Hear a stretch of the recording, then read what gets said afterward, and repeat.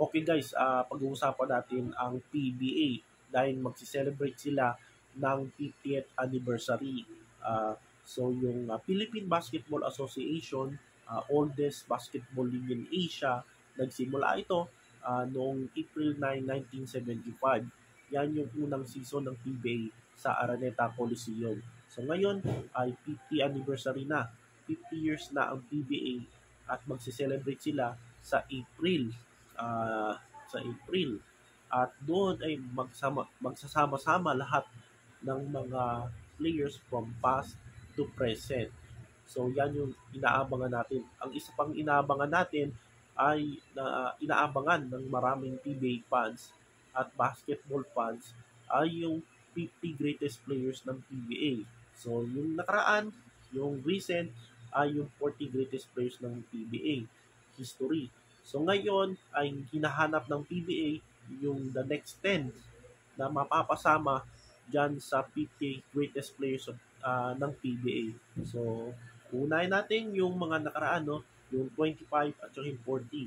So yung 25 greatest players ng PBA. Sino-sino kayang napasama sa 25 greatest players ng PBA? Yan yung noong 2000 nung nag-celebrate sila ng 25 years. So, ito yung napasama sa 25 greatest players, no, ng PBA.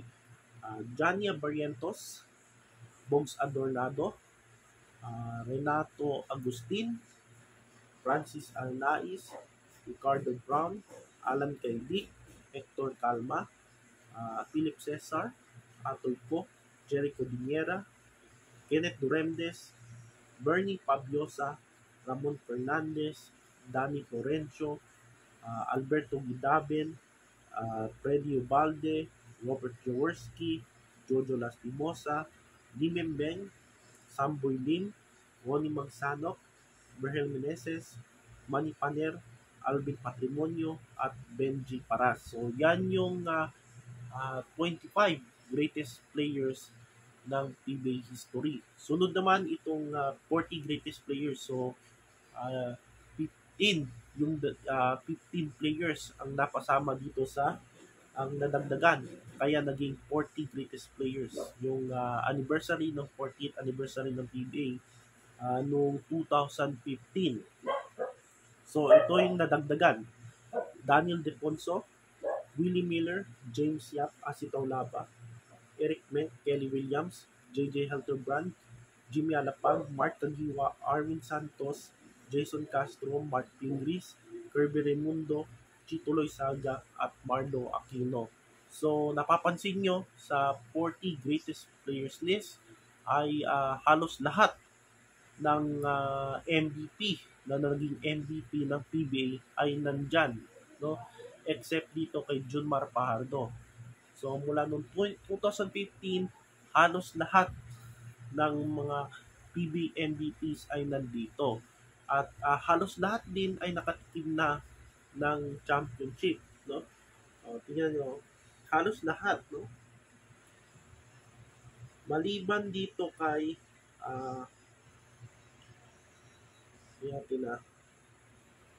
halos lahat, no?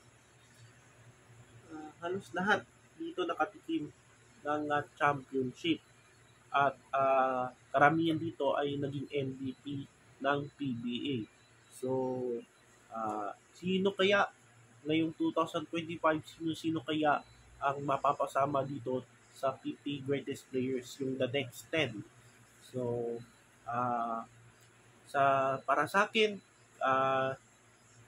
sino-sino kaya yung mga deserve na makapasok dito sa the next 10 para makumpleto itong 50 greatest players of the PBA. So, sisimulan natin yung mga past na PBA players, yung mga nag-retire na. So, unahin natin yung mga na-snub noong 2015, yung 40 greatest list. So, unahin natin si Nelson Aceitono. So, si Nelson ay nasa top 10 o top 15 sa scoring list. Itong si Nelson Aceitono. So, very likely, deserve siya makapasok dito sa 50 greatest players. Next, si Abby King. Si Abby King, sumikat to nung dekada 80, so pwede rin. Goyoy Villamin, mga 80s to late 80s to 90s, no? Pwede rin, no? Pwede. Deserve niya. Olsen Racela, pwede. Jeffrey Cariaso, so napasama ito sa Grand Slam ng Alaska. Marami na siyang championships na napalalunan. So, pwede ito mapasama sa 50 greatest players. Sino-sino pa? Si Arnie Quadles, pwede rin. Si Victorino, pwede. Si Paul Alvarez. Yun, natandaan nyo yung mga dekada 90. Si Tony Locsin. Sino pa ba? Si Danny Siegel. Oh, very deserved ito. Pumasok sa 50 greatest players. Si Gary David. Kahit hindi nakapag-champion, nakatikim ng champion sa PBA, ay isa siyang multiple scoring champion, si Gary David. Baka pwede ito pumasok sa 50. Sino pa? Si Gary David, si Fabiosa nakapasok na, no? Si Dennis Espino, sa Santa Lucia, pwede rin. Si isip-isip tayo. Okay. Danny Siegel, Olsen Racela. So yun, yung mga past PBA players na deserve dito sa top 50 greatest list. Sa active players naman, yung mga PBA players na 10 years na, 12 years na, so ang sigurado na talaga sa mga active players na papasok sa top 50 si John Mark Fajardo. Of course, since 2015, siya na yung palagi naging MVP. Itong si Abay, si John Mark Fajardo, at si Scotty Thompson, yung the last 10 na naging MVPs. So, silang dalawa ang posible na mapasok dito sa 50 greatest player list. So, yung iba, active players na deserve din. Unahin natin si Japit Aguilar. So, of course, nakailang serve na siya sa ating Philippine national team, yung Gilas Pilipinas. So, baka isa sa requirement yun, yung pag-serve sa ating Philippine flag.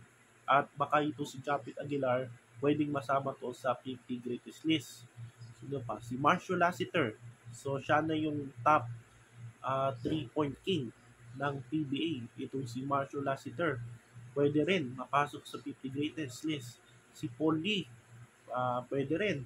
Si Abueva, pwede rin. Si sino pa ba mga si CJ Perez, hindi pa. Sino pa ba? Si Marshall Lassiter, Japit Aguilar. So, Ronnie Del Dio Campo, yung past PBA player, pwede rin mapasok dyan sa 50 greatest. So, yun yung mga pangalan na posibleng mapasok dyan sa 50 greatest players ng PBA. Yung 10 na madadagdagan dito sa listahan ng greatest list. So, yan yung abangan natin kung sino yung 10 PBA players ang makapasok sa greatest player list sa 50 anniversary greatest list. So, yan yung abangan natin. So, yan yung PBA update sa araw na ito. At don't forget to subscribe JLA Sports Basketball. At maraming salamat at kita-kits tayo sa next video.